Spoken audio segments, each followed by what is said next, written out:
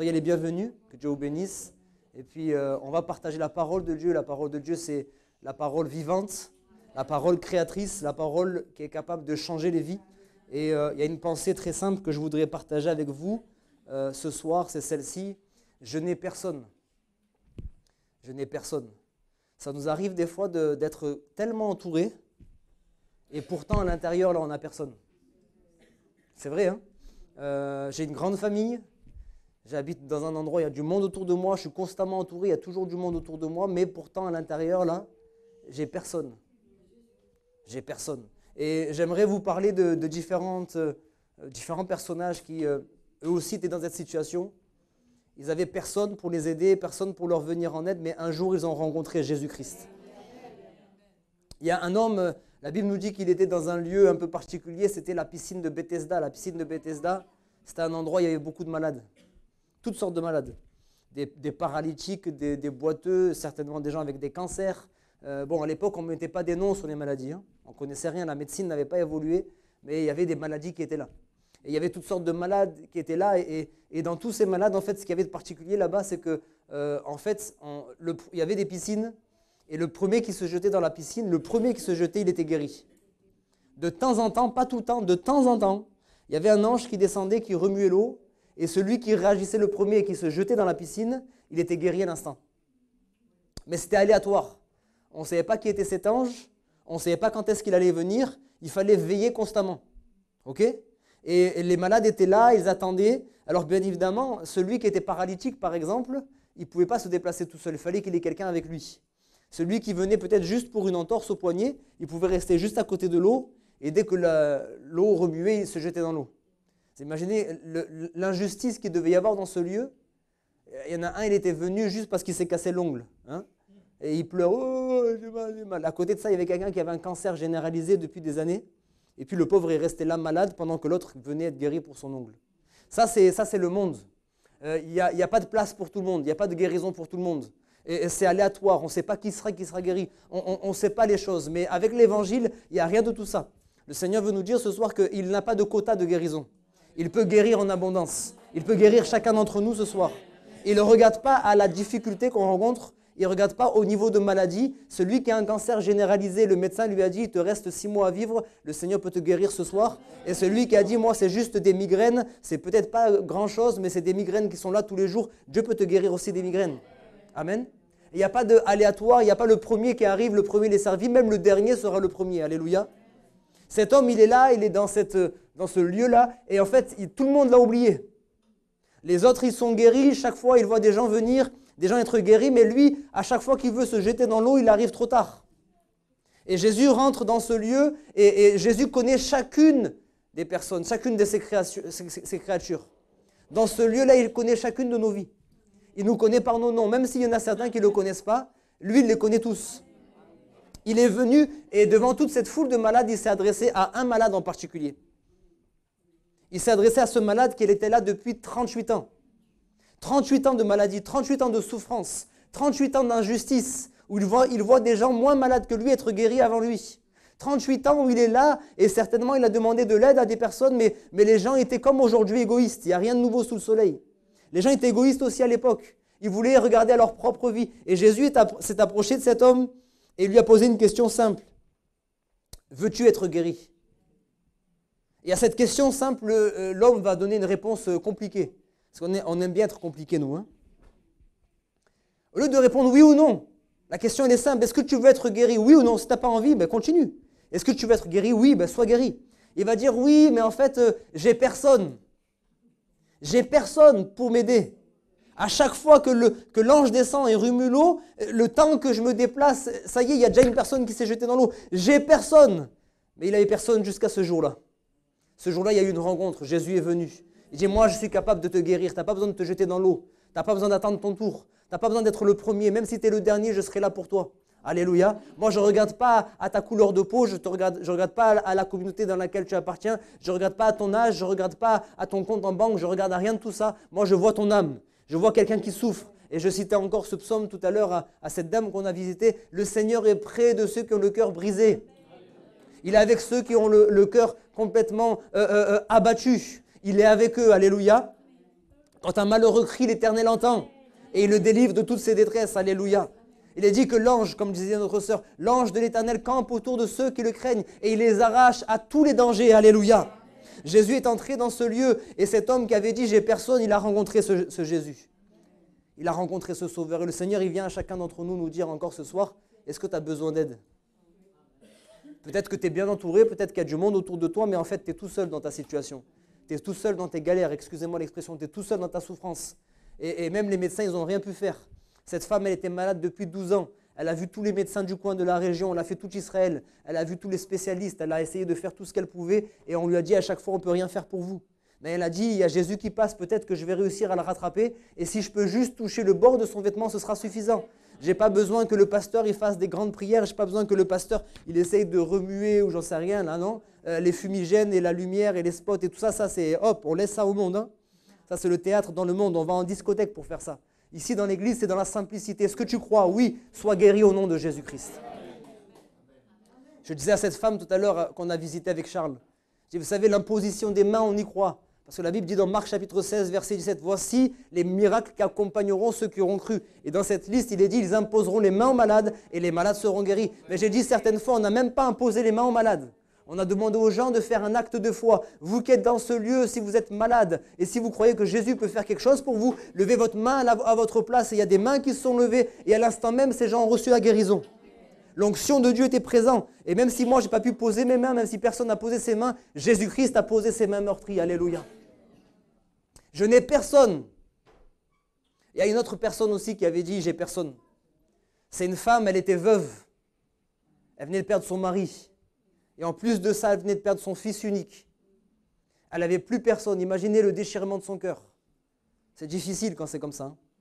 Et en plus de la peine, venait se rajouter quelque chose de très pratique. À l'époque, en Israël, les femmes ne pouvaient survenir à leurs besoins par elles-mêmes. Elles vivaient grâce aux hommes de la maison. Donc soit le mari, soit les fils. Ok? Alors elle n'a plus d'hommes dans sa maison. Elle n'a plus de mari, elle n'a plus de fils. Ça veut dire que même financièrement, elle va être réellement en difficulté. Plus personne pour aller travailler au champ, plus personne pour ramener à manger à la maison, plus personne pour elle. Elle est brisée. Plus personne ne peut la consoler. Et là encore, elle est entourée. La Bible nous dit qu'on est en train de l'accompagner jusqu'au cimetière.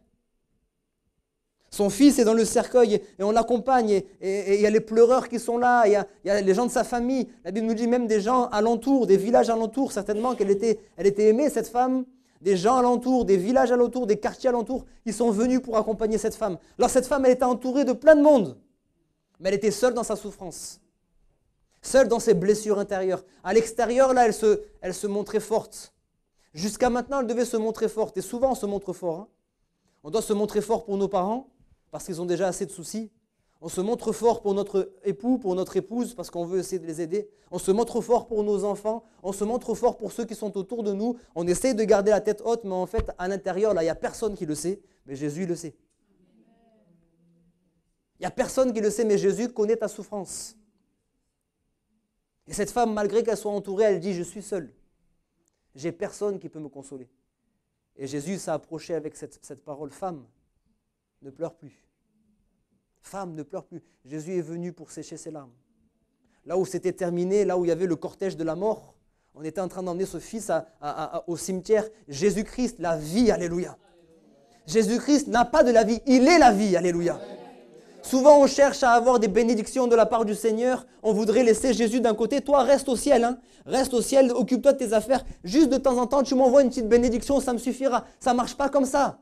Ça, c'est le génie. On frotte la lampe de temps en temps, on demande. Hein. Mais Jésus, ce n'est pas un génie. Jésus, ce n'est pas un gris-gris. Jésus, c'est pas on va voir le marabout du quartier, on va voir la sorcière du quartier. Elle nous donne un petit fil, elle nous donne ceci, ça va te porter bonheur. Il n'y a pas de ça.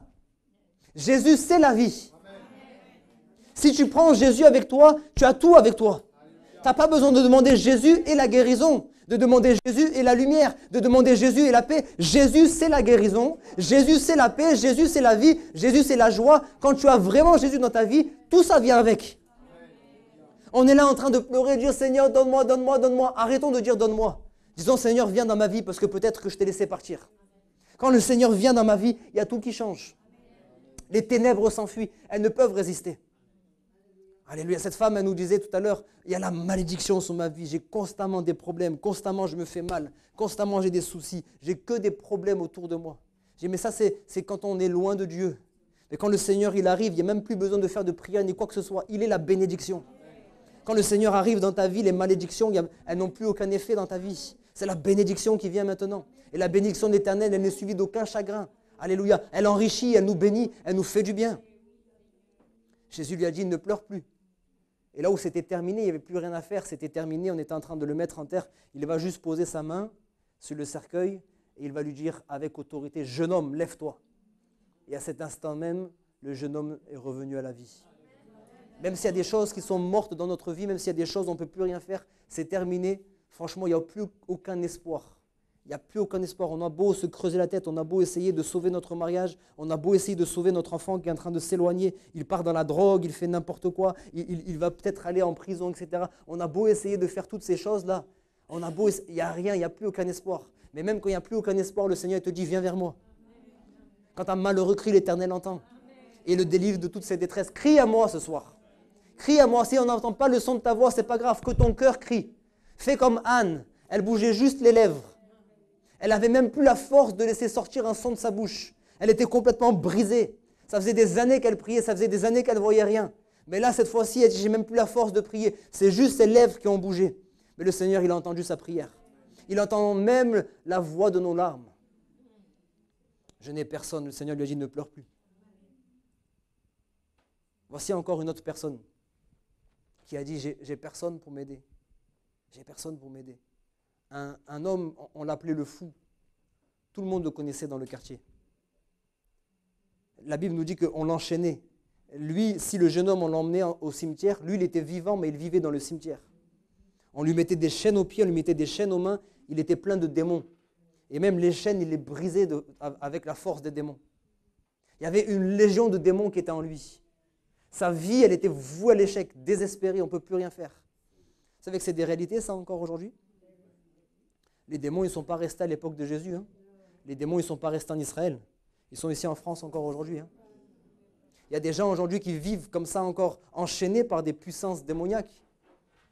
Il y a des choses qui sont là dans nos vies et il y a comme une malédiction qui nous suit et on n'arrive pas à progresser, on n'arrive pas à prospérer. Il y a la maladie sur nos vies, il y a des soucis financiers sur nos vies, on entend des voix, on ressent des présences dans notre appartement, il y a des choses qui se passent, des choses paranormales, des choses bizarres qui se passent chez nous. Il y a toutes sortes de choses comme ça là, qui sont surnaturelles mais qui ne viennent pas de Dieu. Les démons existent encore. Et cet homme-là, il est l'exemple même d'une vie désespérée. 2000 démons. Et la Bible dit personne ne pouvait le tenir. Personne ne pouvait le tenir. On essayait par tous les moyens de le tenir, mais la puissance des démons se manifestait et il brisait toutes les chaînes. Et Jésus va arriver. Alléluia. Alléluia. Il est arrivé comme il est venu dans ce lieu ce soir. Et comme il est arrivé, il a juste posé les pieds là, sur le territoire. Comme il a posé les pieds sur le territoire, les démons ont commencé à paniquer. Alléluia. C'est les démons eux-mêmes qui... Jésus n'a même pas commencé à demander quoi que ce soit aux démons. C'est les démons eux-mêmes qui ont commencé à prier Jésus. Quand Dieu ne nous tourmente pas, s'il te plaît. Nous savons qui tu es. Ne viens pas nous tourmenter avant l'heure. On sait qu'on va devoir quitter ce corps. On sait que tu as autorité. Mais s'il te plaît, ne nous envoie pas n'importe où. Ne nous envoie pas dans l'abîme. Envoie-nous dans ce troupeau de pourceaux, de cochons. Et il y avait là 2000 cochons qui étaient là, 2000 pourceaux. Et Jésus a dit juste une parole. Va, allez. Et avec juste cette parole, les 2000 démons ou plus encore sont sortis immédiatement parce qu'il avait l'autorité. Personne ne pouvait rien faire pour lui. Peut-être il y a des membres de votre famille qui sont là dans des situations désespérées. On ne peut plus rien faire pour eux. Mais Jésus-Christ peut faire encore quelque chose. Jésus-Christ nous a donné le pouvoir de marcher sur les serpents, sur les scorpions, sur toute la puissance des ténèbres. On a rencontré un jeune hier, pour ceux qui étaient là. Il s'appelle Joseph. Et Joseph, il me disait, pasteur, j'ai prié ces derniers temps, j'ai demandé à Dieu de me parler par des songes. Et en fait, il est dans une famille avec beaucoup de problèmes. Et en fait, pendant 3-4 nuits, il y a eu vraiment Dieu qui lui a parlé au travers de songes. Et il m'a dit, est-ce que vous pouvez me donner la signification, pasteur? J'ai vu beaucoup d'eau, j'ai vu la mer. Alors j'ai dit, voilà, encore une fois, on a besoin de connaître la parole de Dieu, il n'y a pas de magie. Il n'y a pas de magie, on doit connaître la parole de Dieu. La parole de Dieu, c'est la vérité. Et c'est la vérité qui nous libère. C'est la vérité qui détruit les mensonges du diable. Et je dis, tu dois, alors c'est normal, tu viens de découvrir, mais tu vas commencer à apprendre les symboles dans la Bible. Il y a des symboles, la Bible, ça se lit au sens propre et des fois aussi au sens figuré. Amen. Et quand on regarde la parole de Dieu, très souvent, l'eau, la mer, c'est le symbole des ténèbres. Mais il faut faire attention, on ne peut pas faire une généralité parce qu'il y a aussi l'eau qui purifie, l'eau du baptême, etc., etc. Mais par exemple, à la création, il y avait de l'eau, les surfaces informes et vides, etc. Et on voit encore souvent le diable utiliser l'eau au travers de tempêtes, au travers de la mer qui se déchaîne, etc., etc. Et la mer, bien souvent, symbolise les ténèbres. Et je lui citais ces exemples, je dis, tu vois, quand Pierre a marché sur les eaux, il a littéralement marché sur les eaux. Si vous voulez croire que c'est une folie, il n'y a pas de souci. Mais moi, je crois que la parole de Dieu est la vérité. Pierre a marché sur l'eau. Il l'a fait littéralement, il faut prendre ce texte littéralement. Il a marché sur l'eau, mais il y avait quelque chose de plus grand aussi, de plus puissant. Il y avait un sens spirituel. Quand il a marché sur l'eau, puisque le symbole de l'eau, c'était les ténèbres, il marchait sur les ténèbres. Alléluia. La Bible dit, je vous ai donné le pouvoir de marcher sur les scorpions, sur les serpents et sur toute la puissance des ténèbres et rien ne pourra vous nuire. Mais il a dit ça à ceux qui lui appartenaient, à ceux qui avaient Christ en eux. Alléluia. Parce que si nous n'avons pas Christ, les ténèbres sont plus puissantes que nous. Mais si nous avons Christ, rien ne peut nous résister. Notre Dieu est puissant, notre Dieu est grand. Il a le nom qui est élevé au-dessus de tout nom. Je donne un dernier exemple. La loi disait que lorsqu'on prenait deux personnes en flagrant délit d'adultère, ça veut dire deux personnes qui étaient mariées mais qui avaient des rapports avec d'autres personnes, on pouvait les prendre, les mettre sur la place publique et les lapider. Mais Jésus, il est venu déranger un petit peu les religieux de l'époque.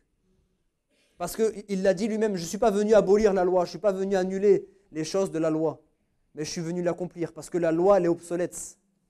La loi ne vous sauve pas. La loi, elle était juste là pour vous montrer que, en fait, vous êtes des pécheurs, vous êtes des pécheresses. La loi, elle est juste pour vous montrer que vous n'êtes pas capable de la respecter. Elle est là juste pour vous montrer que le cœur de l'homme, il est tortueux. Je parle de la loi de Dieu, mais même la loi de notre pays. Hein. Combien de fois on a envie de détourner la loi? Non, il n'y a que moi, je suis désolé. Vous n'avez pas envie. Il n'y a que moi qui ai envie de détourner la loi. Hein? Vous êtes là, vous êtes pressé, et puis il y a le code de la route qui dit 50 km/h. Vous ne voulez pas 100, mais bon, 60, 70, ce serait pas mal. Hein? Hein? Souvent, ça m'arrive sur le boulevard de l'Ariane. C'est un grand boulevard comme ça, là. Je dis, mais on dirait la voie rapide.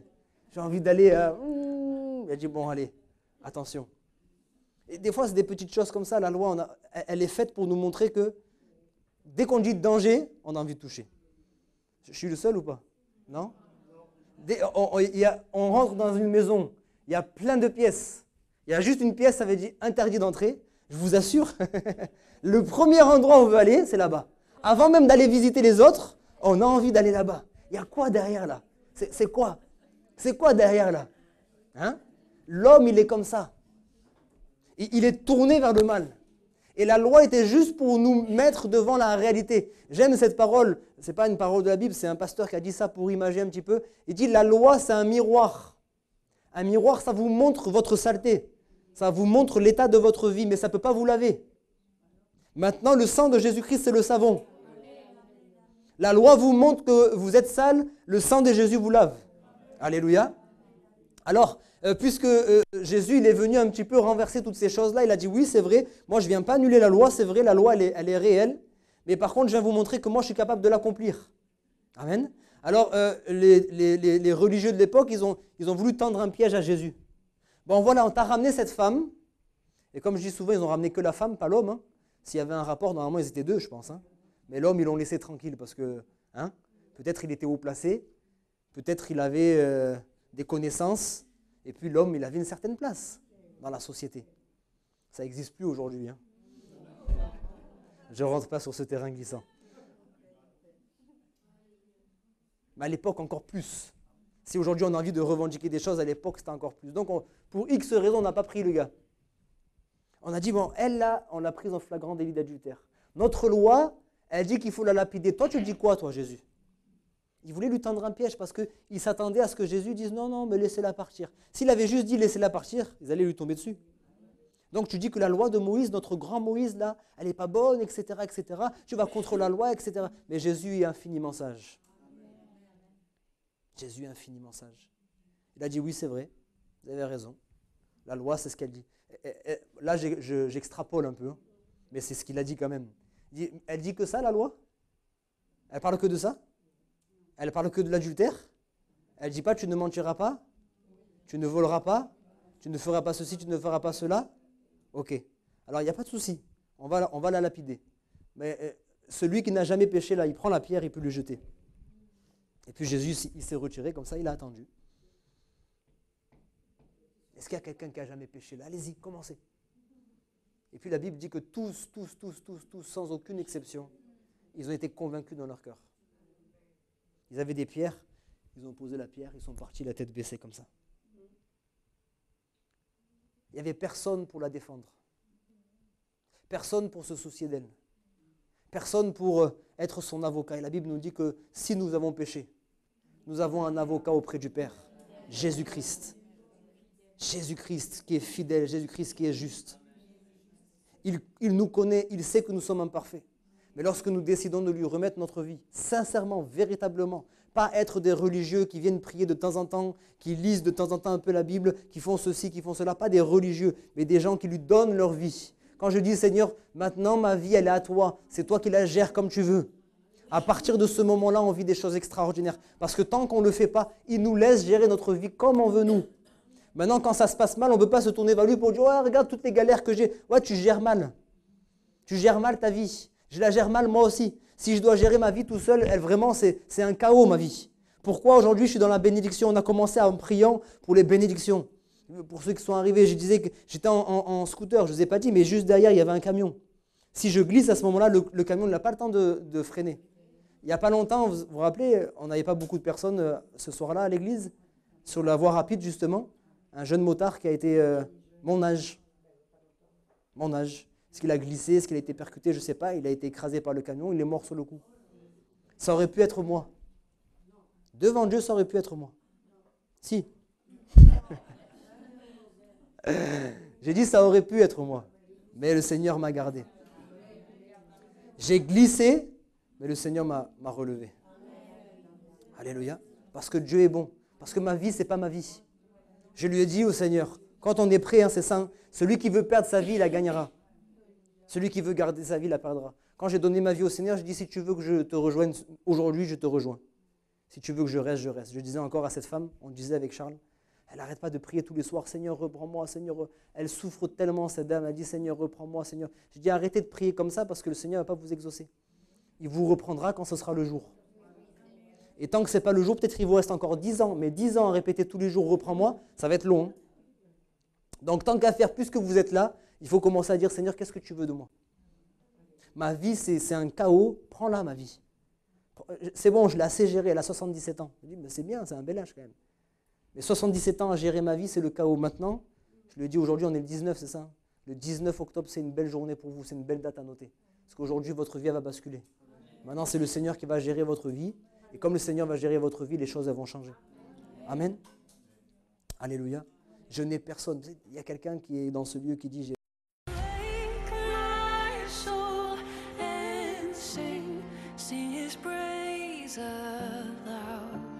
Sing his praise aloud. Oh, wake my soul and sing his praise aloud.